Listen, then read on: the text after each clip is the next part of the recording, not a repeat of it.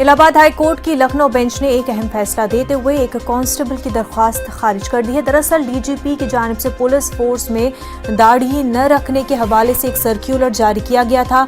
इस हुक्म की तामील न करने पर अयोध्या के खंडसा में तैनात सिपाही मोहम्मद फरमान को मुअत्तल करते हुए चार्जशीट जारी की गई थी, जिसके खिलाफ मोहम्मद फरमान ने हाई कोर्ट का दरवाजा खटखटाया था। लेकिन अदालत ने कहा है कि पुलिस फोर्स में रहते हुए दाढ़ी रखना आईनी हक नहीं है। साथ ही अदालत ने हुक्मनामे की मुअत्तली और चार्जशीट में मुदाखलत से इनकार कर दिया है। हकीकत कांस्टेबल मोहम्मद फरमान ने उसके पीछे दलील दी थी कि मजहबी आज़ादी के तहत दिए गए हुकूक पामाल हो रहे हैं, क्योंकि हर एक को मजहबी आज़ादी के तहत दाढ़ी रखने का हक है।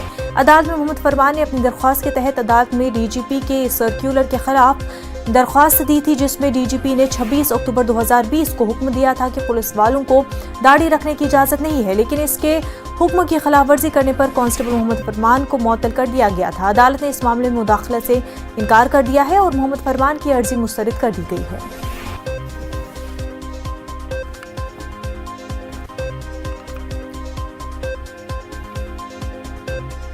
आगे बढ़ते कर्नाटक